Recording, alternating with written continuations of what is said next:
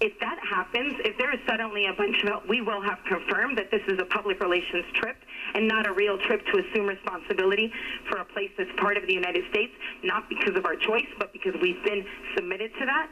So the people for real who are doing the work are groups like Comedores Sociales en Caguas, who are feeding 500 people in the public plaza every day since last Friday.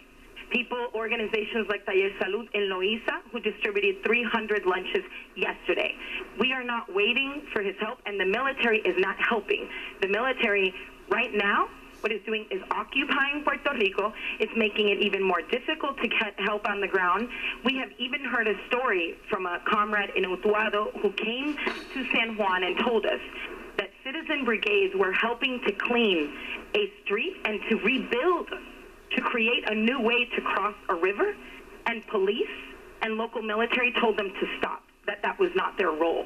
So right now, the military in Puerto Rico is holding a role of violence and not of facilitation. We do not need to be re-invaded.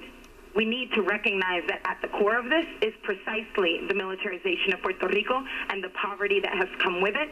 And the reason why people are dying is because they didn't have homes with dignity to live in, and that has a core reason, and it has to do with the militarization of Puerto Rico. So here we've seen ICE, we've seen FBI, we've seen DEA, and we've heard stories of them hanging out in Condado area where there's no martial law. This is not what Puerto Rico needed right now, and President Trump should be ready to answer those questions because we're ready to confront him with them. And Xiomara, finally, you said hundreds of people have died. Certainly that's not the number that we're hearing. Why do you believe that?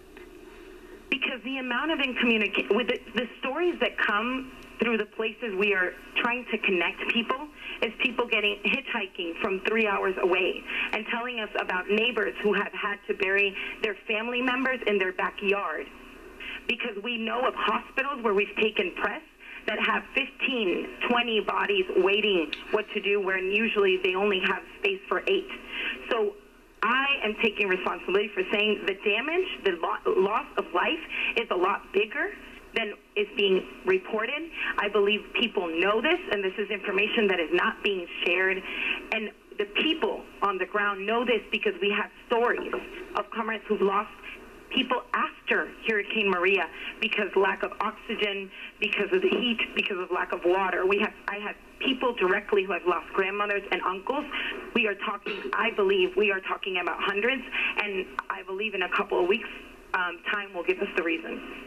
I want to thank you, Xiomara Caro-Diaz. I hope we can check in with you later this week. Director of New Organizing Projects at the Center for Popular Democracy, lawyer and activist in San Juan. And I want to thank Luis Miranda, Jr., founding partner of the Miram Group, political consulting firm, also founding president of the Hispanic Federation, one of the nation's leading Latino nonprofit organization, also happens to be the father of award-winning playwright Lin-Manuel Miranda.